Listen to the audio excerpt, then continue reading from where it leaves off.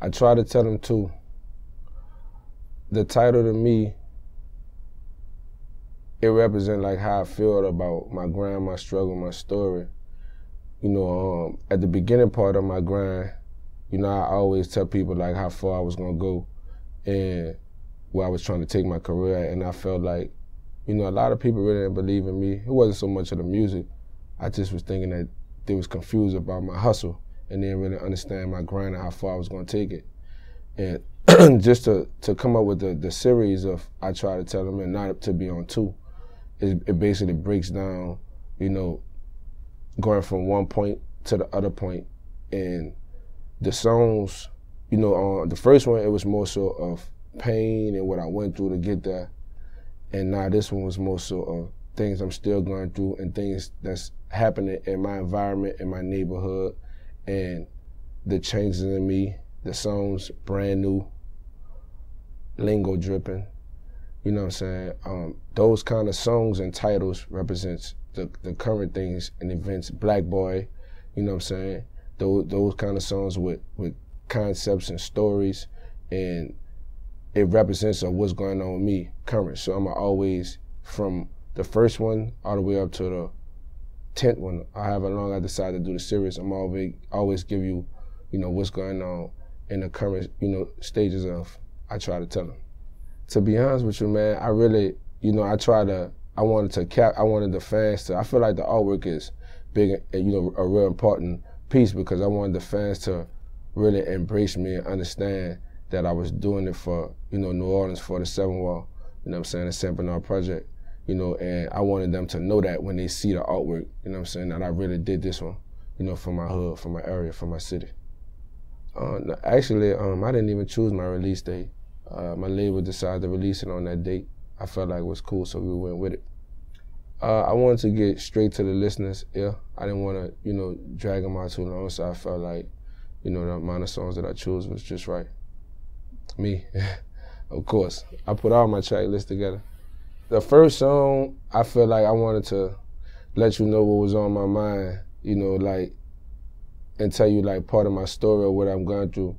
You know, I little nigga on the block with my chance just to get a shine. Killed my best friend, hurt my heart just to see his mama cry. And, you know, basically I'm talking about how I was younger, I waited my turn, so that's where I try to tell him come from. I lost my best friend. It hurt me to see his mama cry. You know what I'm saying?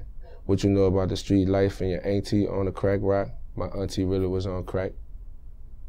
She was killed, murdered also in New Orleans. So I'm giving you real facts about me and my life, because I want my fans, the core fan base, to understand about Young Greatness and to know about me entirely, you know what I'm saying? The rest of the CD, it just gets into motion, you know what I'm saying? We go to Brand New, where I talk about how, you know, basically through the success of Moolah, shit, everything brand new. New car, new jewels, new crib, new everything, you know what I'm saying? So I talk about, you know, just my blessings, you hear me? I feel like the CD rides in chill mode all the way through. It give you a good riding vibe to it. I ain't have it too energetic, but I ain't have it under energetic as well. I want it to just be cool and subtle, so you can get in your car and ride and vibe, and then you might hear one that just, oh, and make you bounce a little bit, then it take you back to the more subtle kind of songs where you gotta think and really tune into me. You know what I'm saying? That's what I'm about. I want to talk about one song in particular, Black Boy. Black Boy is my favorite song on the project.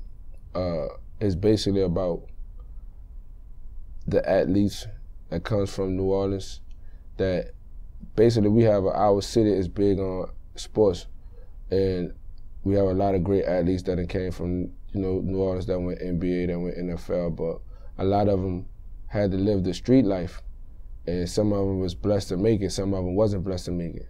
So I tell the story about the ones that wasn't blessed to make it, and how at an early age, you know, even if you was in high school, you know, you'll have to basically sell drugs to make sure that you have school uniforms, shoes, make sure your parents have food in the house or whatever, because, you know, it's kind of hard to make it being from New Orleans. You know what I'm saying? I done witnessed, you know, a couple of my personal friends lose their life chasing their dream to be NFL star, NBA star, but just didn't really have a chance to make it due to the street life and the violence in New Orleans.